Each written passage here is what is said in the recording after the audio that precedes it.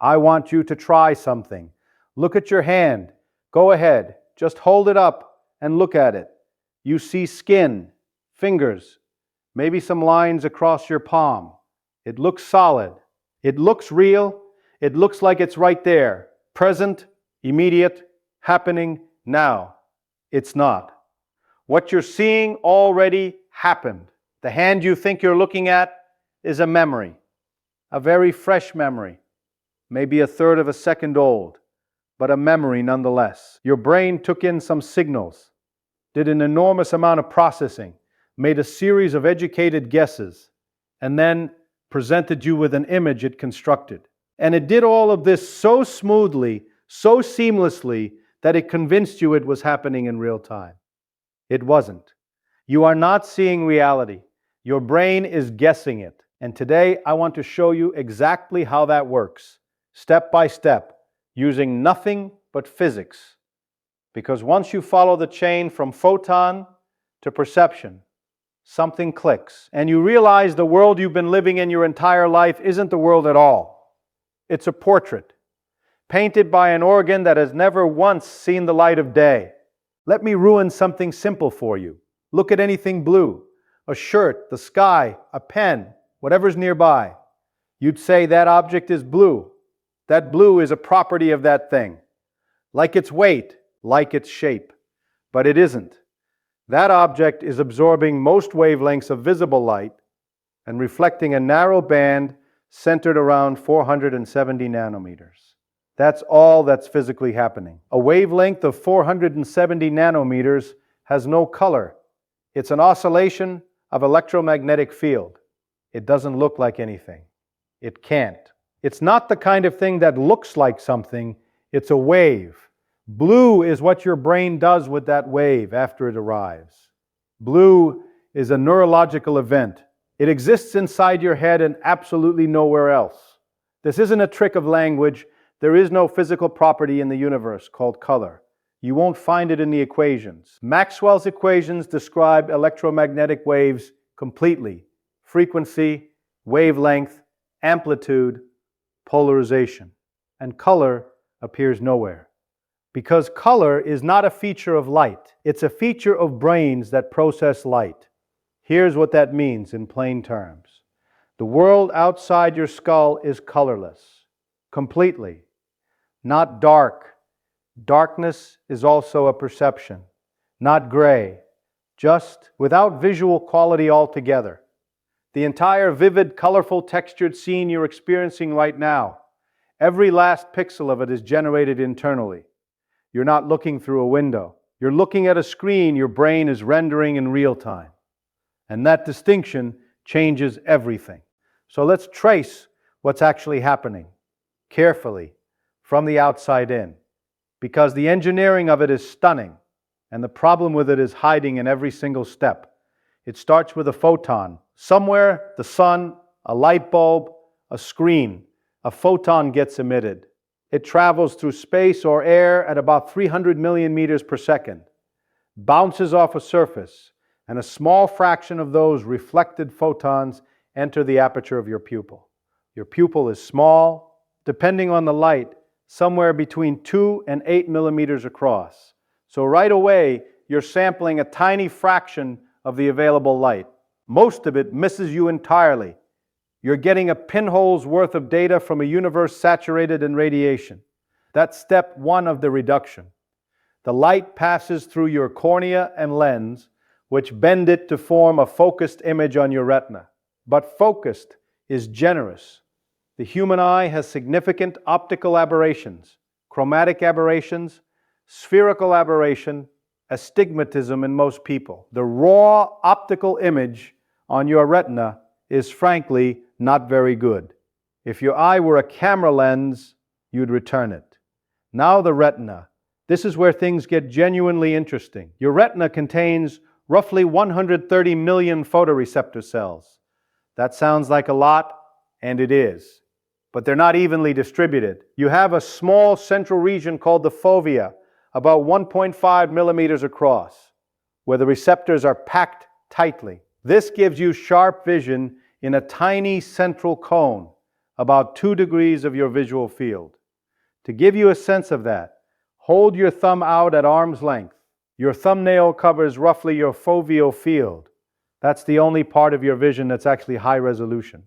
Everything outside that is blurry, poorly resolved, and color impoverished. Right now, as you look at one word in this sentence, the words 3 lines above and below are surprisingly degraded if you pay attention without moving your eyes. But you never notice.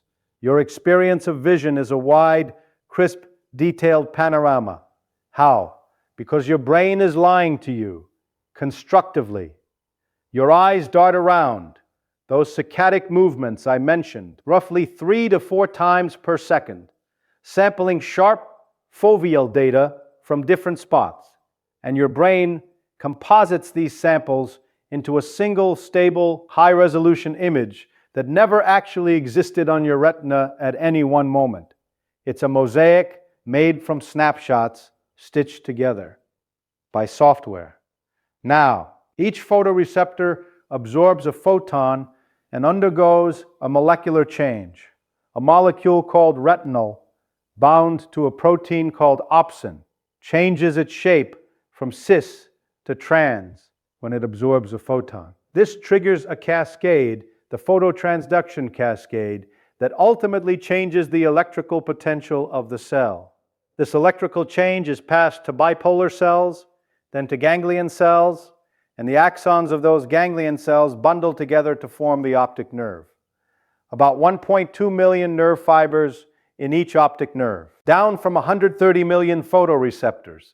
That's a compression ratio of roughly 100 to 1. Your brain is getting a summary, not a recording, a heavily compressed file. And just like a compressed JPEG, information has been permanently discarded. There's also the blind spot. Right where the optic nerve exits the retina, there are no photoreceptors. None. You have a literal hole in each eye's visual field, about the size of 6 degrees of visual angle, roughly the width of your fist at arm's length. You've never noticed it in normal vision, because your brain fills it in. It invents visual information to cover the gap, using data from the surrounding area and from the other eye. Let me say that more clearly. There's a region in your visual field where your brain is fabricating what you see, making it up. And its fabrication is so seamless that you needed someone to tell you it exists. The signal travels down the optic nerve, partially crosses at the optic chiasm, passes through a relay station called the lateral geniculate nucleus, and arrives at the primary visual cortex at the back of your head, area V1. From there, it fans out into over 30 specialized processing regions. V2 handles contours, V4 processes color, V5 handles motion. Other areas handle faces, places, objects, spatial relationships. Each area extracts features. None of them handles the image. There is no place in the brain where an image exists as a unified picture. The experience of a unified visual scene is itself a construction. The brain binding outputs from dozens of parallel streams into a coherent whole. Now consider, by the time you become consciously aware of seeing something, how many steps has the signal gone through?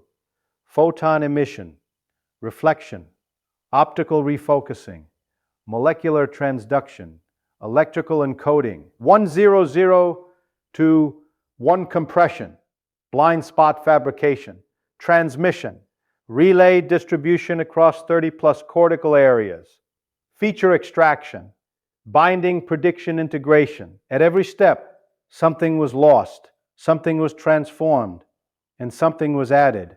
What you experience at the end of that chain is not what existed at the beginning. It can't be.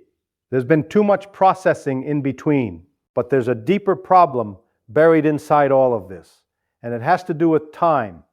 Let's talk about the speed of light first. Light is fast, the fastest anything can travel, according to special relativity.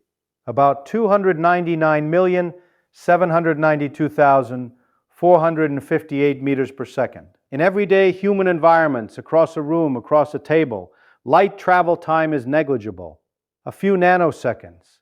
You can basically ignore it. But neural signals are not light. The electrical impulses in your optic nerve travel at roughly 100 meters per second. Some myelinated fibers go faster, up to 120. But we're talking about a factor of about 2.5 million times slower than light. The signal from your retina to your visual cortex, a physical distance of maybe 8 to 10 centimeters through the optic nerve and tracked, takes on the order of 1 to 2 milliseconds just for transmission. That's the fast part. Processing is where the real delay lives. The retina itself takes about 30 to 50 milliseconds to complete its phototransduction and initial processing. The lateral geniculate nucleus adds a few more milliseconds of relay time. B1 processing takes another 40 to 60 milliseconds. Higher order areas, object recognition, face processing, semantic understanding, add another 50 to 200 milliseconds, depending on complexity. The total time from photon hitting retina to conscious visual experience, research places it between 150 and 400 milliseconds. Let's use a reasonable middle estimate, about 300 milliseconds. A third of a second, a lot can happen. A baseball thrown at 90 miles per hour travels about 13 meters. A hummingbird beats its wings 15 times. A rattlesnake completes its entire strike. So if you were relying purely on raw sensory processing, signal in, processing, conscious awareness out, you would be experiencing the world with a 300 millisecond lag. And for any animal trying to survive in a world full of things that move fast, a 300 millisecond lag is death. A lion leaping at you, a branch falling, a car running a red light. If you had to wait for your brain to fully process every visual signal before you could respond, you would never have survived. Humans wouldn't have made it out of the Pleistocene. No predator would ever catch prey. No prey would ever escape a predator. So the brain has a problem. Reality is too fast for consciousness. And it solved this problem in a way that's elegant, effective, and deeply strange. It stopped trying to show you the present. Instead, it shows you a prediction of it. This is where we get into something called predictive processing. And this isn't speculation. This is one of the most well-supported frameworks in modern neuroscience, with roots in the work of Hermann von Helmholtz in the 1860s, and formalized more recently by researchers like Carl Friston and Andy Clark. The basic idea is this: your brain is not primarily a reactive organ. It doesn't sit there passively waiting for signals to arrive and then figure out what they mean. Instead, it maintains an internal model of the world, a detailed, constantly updated set of expectations about what's out there and what's about to happen. When signals arrive from the senses, the brain doesn't process them from scratch. It compares them against its predictions. If the incoming signal matches the prediction, almost nothing happens. The brain essentially says, "Yep, expected that." And the prediction stands only when there's a mismatch, when the incoming signal differs from what the brain expected, does significant processing kick in. The brain then updates its model, adjusts its predictions, and the cycle continues. This means most of what you're consciously experiencing at any moment isn't driven by incoming sensory data. It's driven by prediction. Your brain is generating the scene, and the senses are just checking its work. Think about walking through your own house in the dark. You know where the walls are. You know where the furniture sits. You can navigate without seeing because your brain has a detailed spatial model of that environment. Now turn on the light. What you see is largely what you already expected to see. Your brain already had the model loaded. The light just let it confirm a few details and correct any errors. This happens everywhere, all the time, even in broad daylight. When you watch someone's mouth move during conversation, your brain is predicting the next phoneme before the sound arrives. When you walk downstairs, your motor cortex is executing foot placement for the next step before your current step is complete. When you watch a ball arc through the air, you don't track its current position. Your brain projects a trajectory and prepositions your hand or your gaze. Here's an experiment that makes this visceral. If someone unexpectedly taps you on the shoulder, you startle. The sensation is sharp, sudden, vivid. But now, touch your own shoulder with your own finger. Same skin, same nerve endings, same shoulder. But the sensation is muted, dull, unremarkable. Why? Because when you move your own hand, your brain predicts the sensory consequence of that movement and subtracts the predicted sensation from the incoming signal. You literally feel less because the touch was expected. The brain filtered it out before it reached consciousness. You can't tickle yourself for the same reason. Your brain cancels the predicted sensation. Schizophrenia researchers have actually found that some patients can tickle themselves, possibly because their prediction mechanism is impaired, which is also one hypothesis for why they experience hallucinations. The prediction engine misfires, generating perceptions with no corresponding external signal. But here's the unsettling thing. The mechanism that produces a hallucination and the mechanism that produces normal perception are the same mechanism. The difference is just whether it's being checked against incoming data. Normal perception is a controlled hallucination. A hallucination is uncontrolled perception. That line isn't mine. It's often attributed to the neuroscientist Anil Seth, but the physics underneath it is what I want you to focus on. The brain is generating your experience. The external world is just constraining it. Now I want to put all of this together, because when you see the full picture, something hits hard. Start outside. There's a physical world made of matter and energy, governed by the laws of physics. Fields, forces, particles, radiation. None of it has any experiential quality. Electromagnetic radiation doesn't look like anything. Air pressure waves don't sound like anything. Molecular shapes don't taste like anything. The physical world in itself is qualityless. All the qualities you experience, color, sound, taste, warmth, texture, pain, pleasure, all of them are generated by the brain. That's layer one. The qualities are yours, not the world's. Layer two, the signals that your brain uses to generate these qualities are delayed. By the time light has been transduced, compressed, transmitted, relayed, distributed, processed, and integrated, roughly 300 milliseconds have passed. You're always working with old data. Layer three, to compensate for this delay, your brain doesn't wait for the data. It predicts. It runs a forward model and generates your conscious experience based primarily on prediction, corrected by whatever sensory data manages to arrive. So you're not even experiencing the old data directly. You're experiencing a prediction that was informed by old data. Layer four, the predictions are based on your brain's model of the world, which was built from all your past experience. That model is different from every other brain's model. It's shaped by your sensory history, your neural architecture, your attention, your expectations, your emotional state. Two people standing in the same room are literally experiencing different realities because their brains are running different models. Now stack those layers.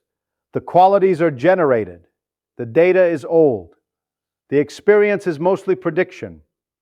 The predictions are unique to each brain. Here's what that means.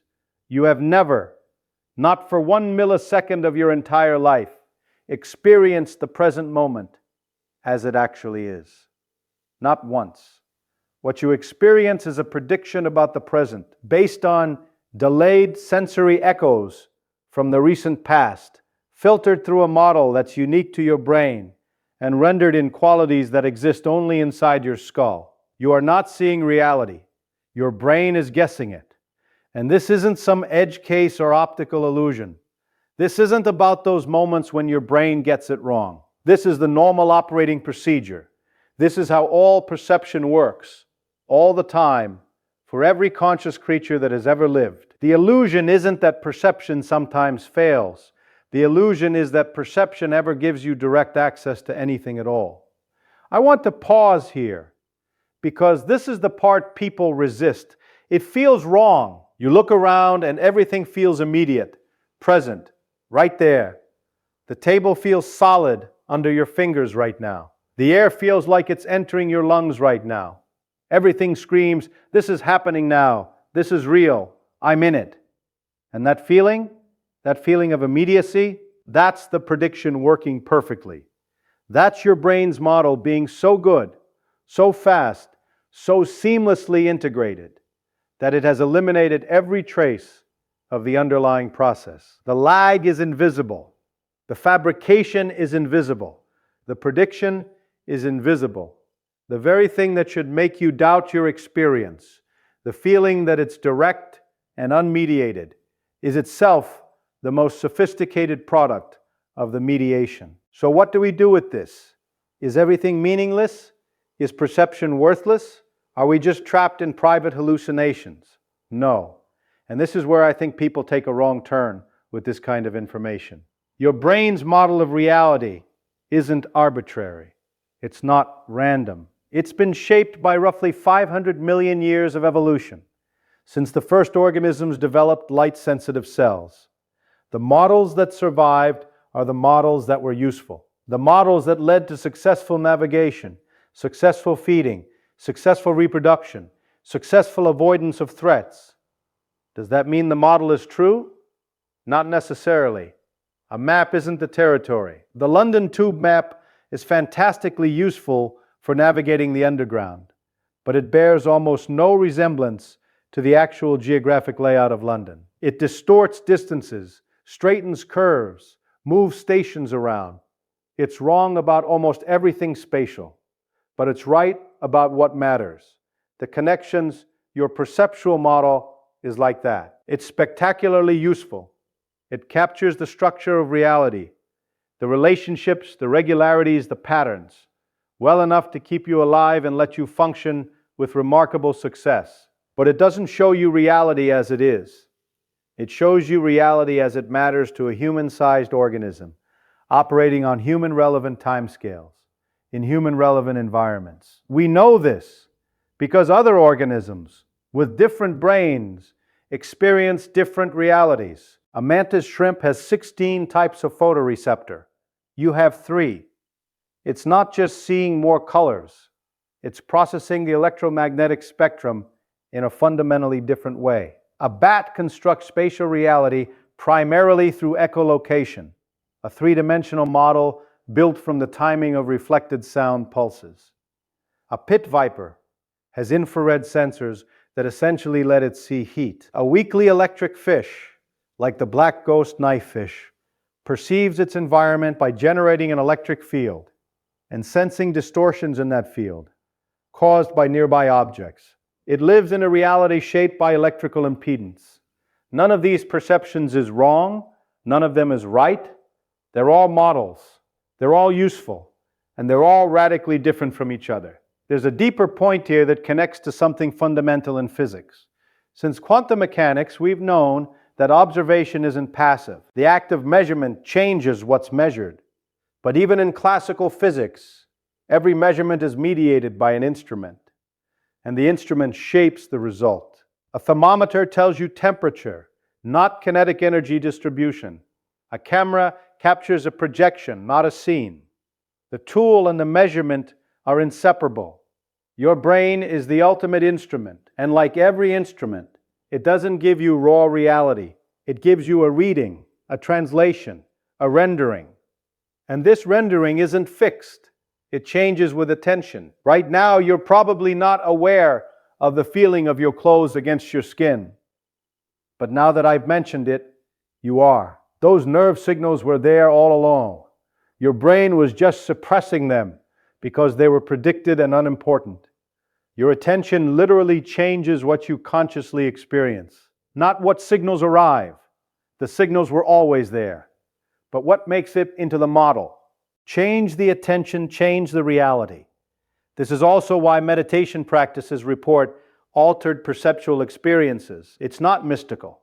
If you radically change the brain's attentional patterns and its prediction dynamics, the model changes. The rendering changes. Not because the external world changed, but because the brain's construction process was altered. Your experience is not a fixed readout of the world. It's a dynamically constructed model that depends on the state of the organ building it. So here we are. I started with a simple question. What happens when you look at your hand? And we followed it step by step, from photon to molecule to electrical signal, to compressed nerve impulse, to relay to cortical processing, to prediction, to the conscious experience of seeing.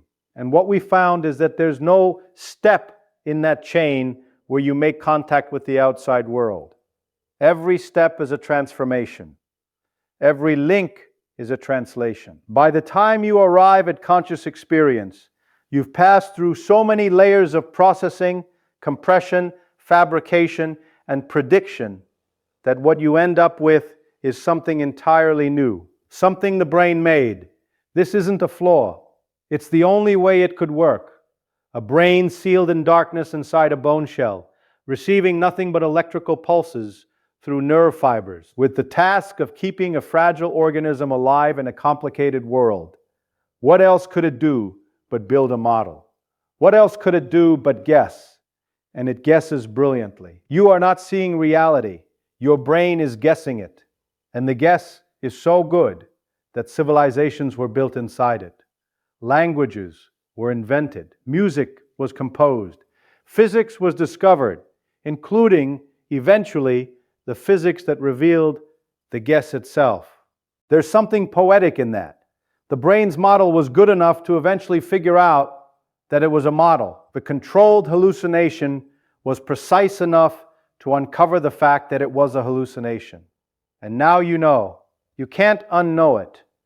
The next time you look at a sunset, or a face, or your own hand, you'll carry this with you. The understanding that what you're seeing is not the world. It's your brain's best offering, built from echoes, woven from predictions, rendered in colors that don't exist outside your skull. And somehow, against all odds, it's beautiful. Not because beauty is out there, but because your brain, working in the dark with nothing but whispers, decided to make it so.